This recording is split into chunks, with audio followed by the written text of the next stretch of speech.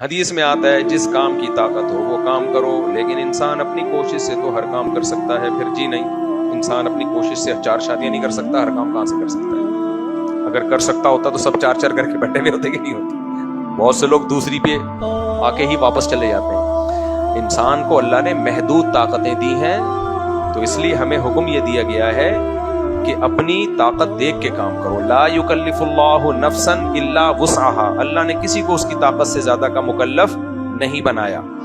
ہاں یہ ضرور ہے کہ اللہ نے جو احکام ہمیں دیے ہیں وہ ہماری طاقت کے دائرے میں آتے ہیں، اور جو نہیں آتے تھے ان میں اللہ نے خود ہی ہمیں اجازت دے دی۔ مثال کے طور پر اللہ نے کہا خنزیر حرام ہے، کہا نا اللہ نے، لیکن اللہ نے کہا بھوک سے مرنے لگو تو کھا لو، کیونکہ اللہ کو پتا تھا یہ طاقت سے باہر ہو گیا، بھوک سے مرنے لگ رہے ہو، اتنی زیادہ بھوک برداشت نہیں ہو سکتی انسان سے، تو خود اللہ نے اجازت دے دی۔ اللہ نے کہا زبان سے کبھی کلمہ کفر نہ نکالو، لیکن اگر کوئی بندوق سے آپ کو اڑانے کی دھمکی دے، قتل کر دے، تو جان بچانے کے لیے زبان سے کلمہ کفر نکالنے کی بھی اجازت دی تھی، کیونکہ یہ طاقت سے زیادہ کی بات تھی۔ تو اللہ نے خود اجازتیں دی ہوئی ہیں، اور ہمیں بھی کہا ہے کہ ہم اپنی طاقت سے زیادہ کوئی کام مت کریں۔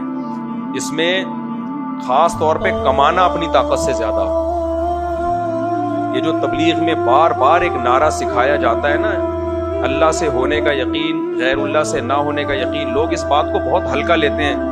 خدا کی قسم، ڈپریشن، اسٹریس اور دنیا میں جتنی دماغی بیماریاں ہیں نا، ان کا اس سے اچھا علاج دنیا میں کوئی نہیں ہے، کیونکہ جب یقین ہوگا کہ اللہ کے پاس طاقتیں ہیں، مایوس نہیں ہوگا۔ قرآن کا حاصل یہی ہے۔ میں نے کئی ہفتے درس دیا تھا نا، ان الانسان خلق ہلوعا اذا مسہ الشر جزوعا، جب مصیبت پہنچتی ہے اللہ کہتے ہیں انسان جو ہے بے صبرا ہو جاتا ہے، خوشیاں پہنچتی ہیں تو اترانے لگتا ہے، تکبر میں آ جاتا ہے۔ جب پتا ہے کہ اللہ سے ہوتا ہے تو خوشی میں اترائے گا نہیں، اللہ کی بھیک دین سمجھے گا کہ اللہ نے کیا ہے۔ بھائی بھیک میں ملی بھی کسی چیز پہ انسان اتراتا ہے، اور جب کوئی غم آئے گا تو ڈپریشن میں نہیں جائے گا۔ بھائی یہ غم کس نے دیا ہے؟ اللہ نے دیا، تو دور بھی کر سکتا ہے وہ، اور ہماری فائدہ اس میں، اللہ ہم ظالم تھوڑی ہے جو ہمیں بلا وجہ پریشان کرے۔ تو یہ جملہ ہلکا نہیں ہے، سمجھ میں آ رہی ہے بات؟ یہ ہمارے ایمان کا حصہ ہے۔ تو ہاں ہمیں مکلف اسباب کا بنایا ہے کہ اسباب اختیار کرو، پھر اللہ پہ توکل کرو، اور اسباب میں کیا اپنی طاقت سے بڑھ کے کام نہ کرو۔ تو اسی میں ایک حکم یہ بھی ہے کہ طاقت سے بڑھ کے کمانے کی بھی کوشش نہ کرو۔ یہ جو گدھے بن کے کما رہے ہوتے ہیں نا، صبح و شام، نہ دن کی پرواہ نہ رات کی پرواہ، یہ اللہ پہ اعتماد اور توکل کے خلاف ہے۔ یہ اس کی علامت ہے، سمجھتے ہیں کہ میرے کمانے سے مجھے ملے گا۔ اگر ان کا یقین ہوتا کہ اللہ سے مل رہا ہے تو اتنی کوشش کرتے جتنی اللہ نے اجازت دی ہے۔ اللہ نے کتنی اجازت دی ہے؟ اللہ نے کہا کہ صحت کا بھی خیال کرنا ہے، نیند بھی پوری کرنی ہے، بیوی بچوں کو ٹائم بھی دینا ہے، نمازیں بھی پڑھنی ہے اس میں تکبیر اولیٰ کے ساتھ، کچھ وقت دین کے سیکھنے کے لیے، سکھانے کے لیے بھی نکالنا ہے، ان سب کے لیے وقت نکال کے پھر کمانا بھی ہے۔ اور گدھا کیا کرتا ہے؟ کوئی کام ہے اس کا کمانے کے علاوہ؟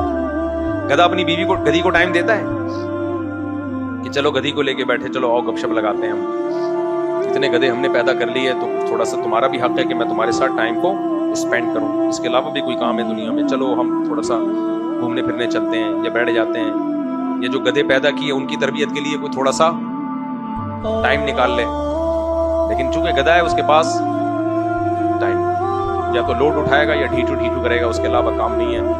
تو انسان ایسا نہیں ہوتا بھائی، انسان کماتا بھی ہے، آرام بھی کرتا ہے، ورزش بھی کرتا ہے، بیوی بچوں کو ٹائم بھی دیتا ہے، ماں باپ کی خدمت کے لیے بھی ٹائم، یہ سب چیزیں انسانوں کا کام ہے۔ اور پھر شیطان ورغلائے گا، بے تو کروڑ پتی کیسے بنے گا؟ بولے بھائی رزق کے خزانے کس کے ہاتھ میں ہیں؟ بولو اللہ کے ہاتھ۔ تو چاہے گا تو بن جاؤں گا، چاہے گا تو ساری زور لگا دوں گا، غریب کا غریب ہی رہوں گا۔ اس لیے یہ جملے کو ہلکا نہیں لیا کرو۔ لوگ کہتے ہیں ایک صاحب تبلیغ میں نہیں ہے، تو بتاتے ہی نہیں ہے، کوئی علوم ہی نہیں ہے تبلیغ والوں کے پاس۔ بھائی تبلیغ میں مسائل کا علم نہیں سکھایا جاتا، تربیت کی تبلیغی جماعت تربیت کے لیے بنی ہے، دینی علم کے لیے دینی مدرسے ہیں۔ سمجھ میں آ رہی ہے بات؟ تبلیغ دینی علم کے لیے نہیں ہے، تبلیغ کس کے لیے؟ تربیت کے لیے، ایمان بنانے کے لیے، اللہ پہ اعتماد توکل دلانے کے لیے۔ تبلیغ میں اپنی خواتین کو لازمی لے جایا کرو، میں نے یہ مشاہدہ کیا ہے، جن خواتین کا وقت تبلیغ میں لگا ہو نا، ان کی پوری زندگی ایک حیا ان میں پیدا ہوتی ہے، ذکر اذکار، معمولات کی پابندی۔ آج کل خواتین 24 گھنٹے ٹک ٹاک اور میک اپ اور بیوٹی پارلر کی ویڈیو، اس کے علاوہ کوئی کام،